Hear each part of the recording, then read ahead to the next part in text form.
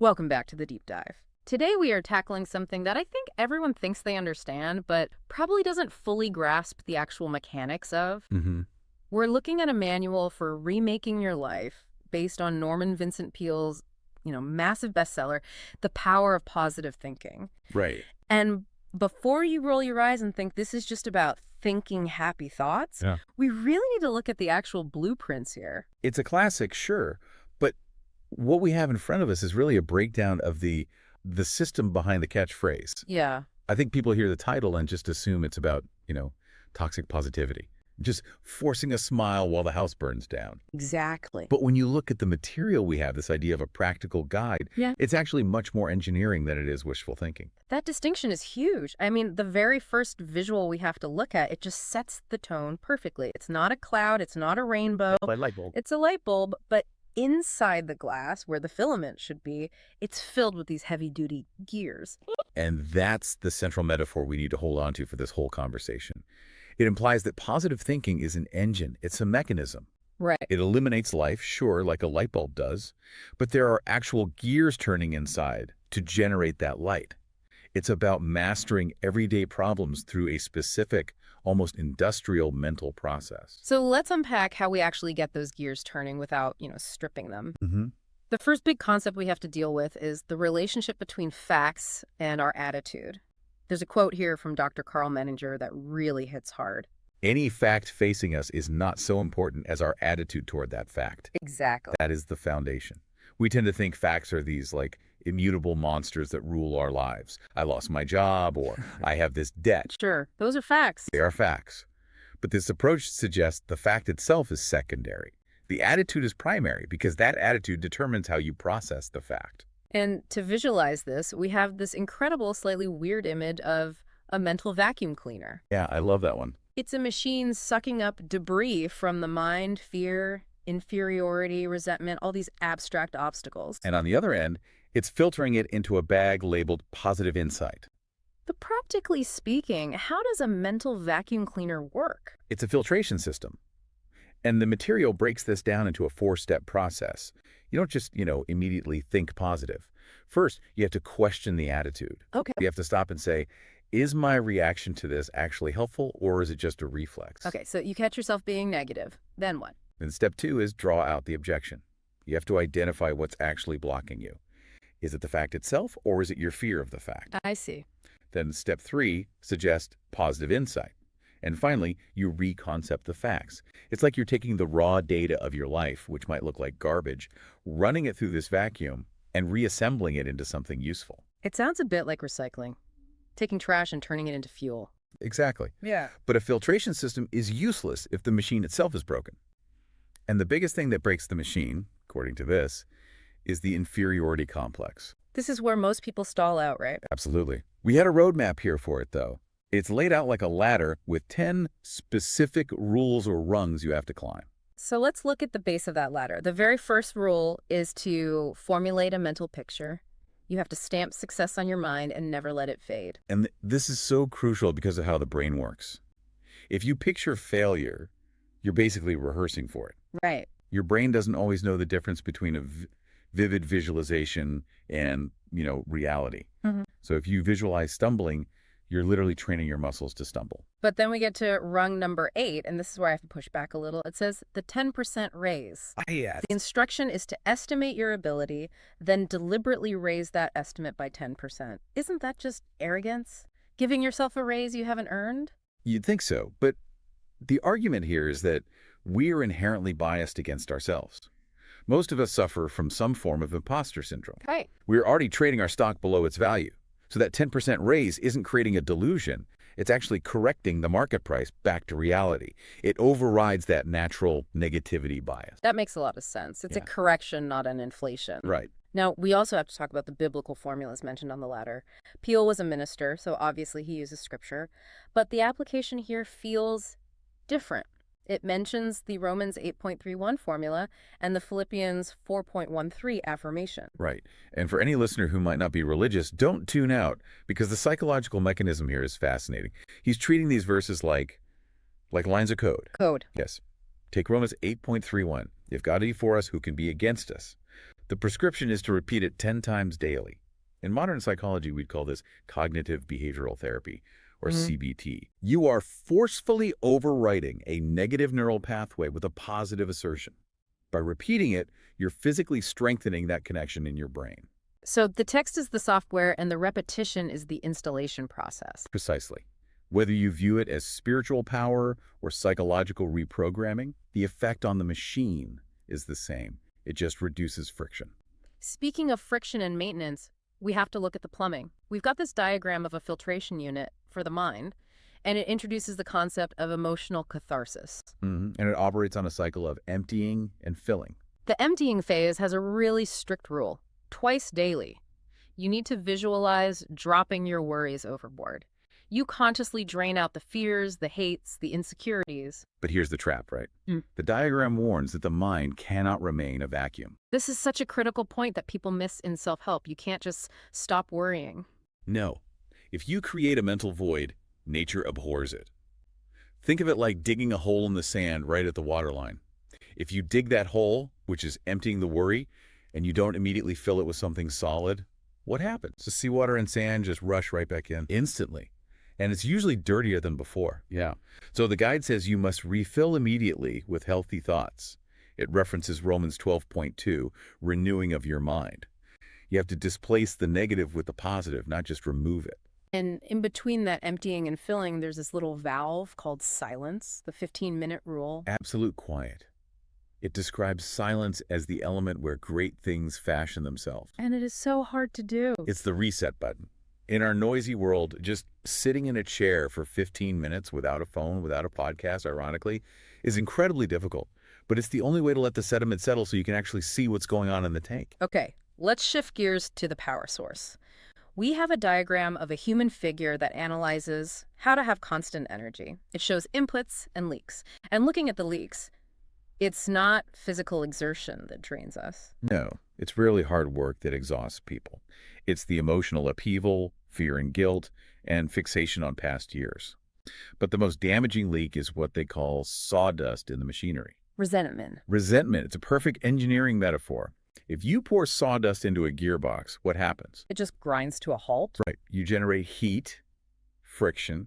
The engine has to work twice as hard to get half the rotation. So when you're holding a grudge, you're literally burning energy just to overcome the friction of your own anger. So you feel tired not because you did a lot, but because your internal engine is grinding. Exactly.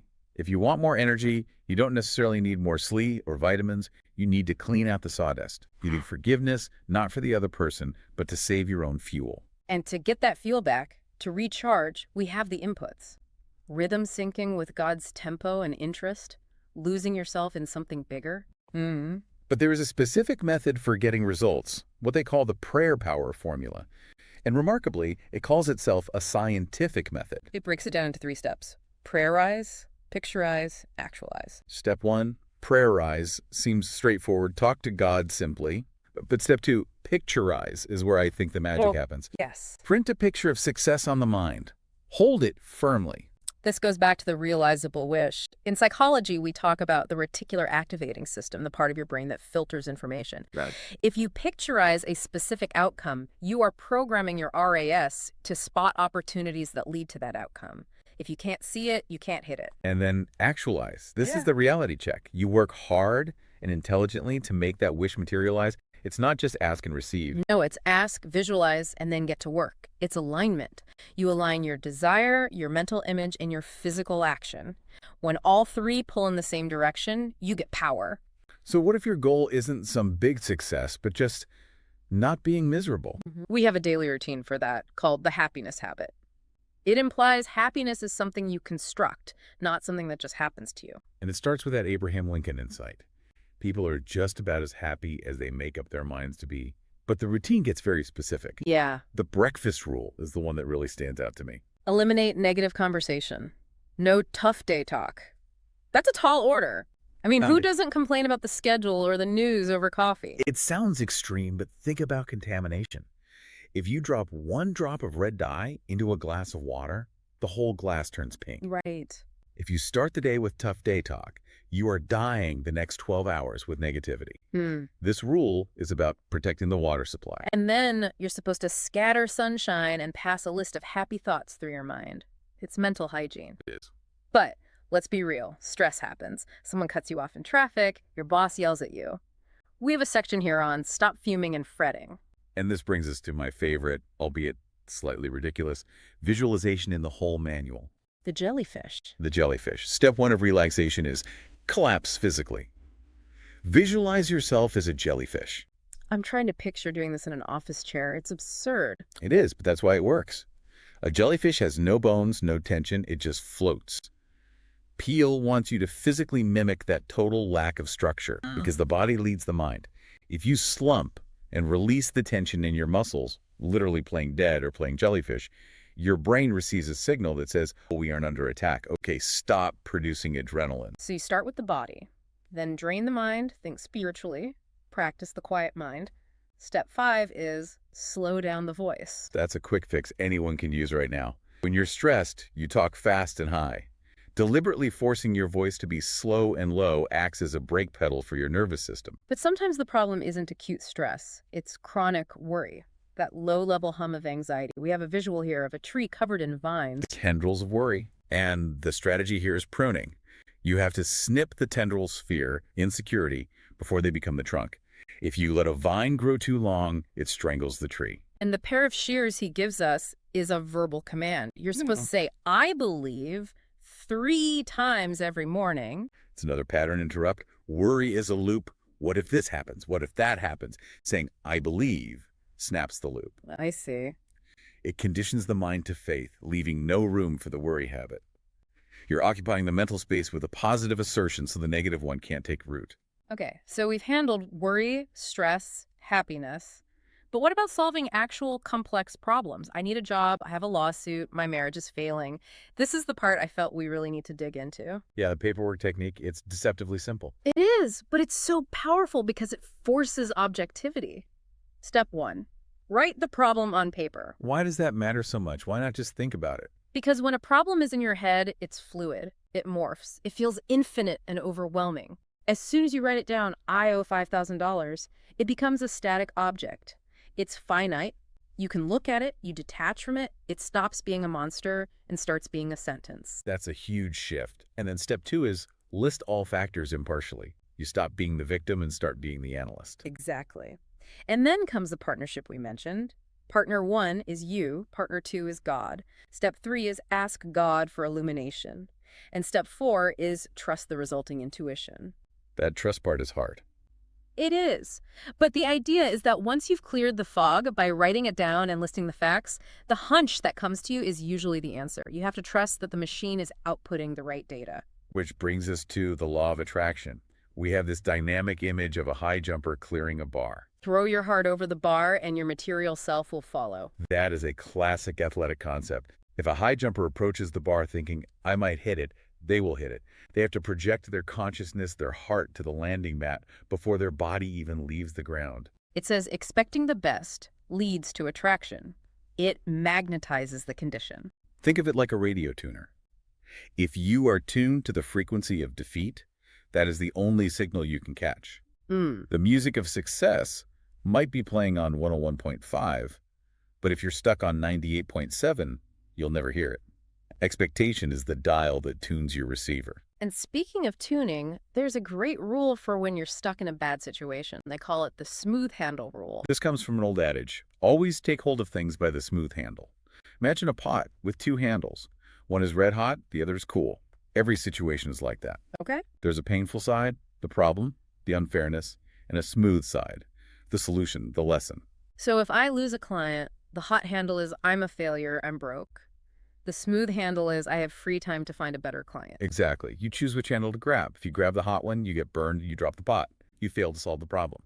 If you grab the smooth handle, you can actually carry the situation somewhere else. The situation hasn't changed, but your ability to handle it has. Right. And the affirmation for that is simple. I don't believe in defeat. Just a refusal to grab the hot handle. Now, we can't ignore the physical side. We talked about energy, but there's a section on health and vitality that uses a thermometer to measure hot emotions. It's as convicting. It lists anger, irritation, and resentment. And the quote is, "Many people suffer poor health, not because of what they eat, but from what is eating them." That psychosomatic link is so well documented now. Stress increases cortisol, inflammation. Right. So when it suggests a cooling process, Yeah. unclamping fists, lowering your voice, it's basically an anti-inflammatory for your personality. And it suggests applying spiritual iodine. Which is forgiveness. Right. If you get a cut, you put iodine on it to stop infection. Yeah. If you get an emotional hurt, you apply forgiveness. If you don't, it gets infected. It turns into bitterness, which is a systemic infection that takes down the whole machine. Finally, we have to talk about other people, because we don't live in a vacuum. We have a checklist here for social magnetism. How to get people to like you. It lists things like ego management and draining grievances. Basically, ways to reduce social friction. But the tool that really stands out is the flash prayer. Shoot prayers at people you meet. It sounds so strange. It does. But think about the mechanism. If you look at a difficult colleague and you silently, intensely pray for their happiness, your face changes. Your micro-expressions soften. Your body language opens up. You are projecting goodwill. And they pick up on that. Subconsciously, yes. You can't hate someone you are praying for. It dissolves your own hostility, which makes you magnetic. People are drawn to you because you feel safe and warm, even if they don't know why. So we've rebuilt the engine, we've vacuumed the dust, oiled the gears with forgiveness, tuned the radio to expectation. We wrap up with the toolkit for power. Literally drawn as a metal toolbox. And inside are the formulas for victory. These are those 4 essential verses we've touched on, packaged as tools. Philippians 4.13 for strength, Romans 8.31 for defense, Isaiah 26.3 for peace. And Mark 9.23 for possibility. If thou canst believe, all things are possible to him that believeth. It's the ultimate wrench in the toolbox. And the final command is simple. Remake your life. Start now. It's not a passive read. It's a manual for immediate operation. So here is the challenge for you listening right now. We talked about a lot of gears today, but pick one. Maybe it's the breakfast rule. Can you go tomorrow morning without a single complaint? Or maybe it's the flash prayer. Try shooting goodwill at the most annoying person in your office and see if the friction goes down. Or just grab the smooth handle. Whatever happens today, refuse to pick it up by the side that burns you. You are the operator of the machine. Keep the gears turning. Thanks for diving deep with us. See you next time.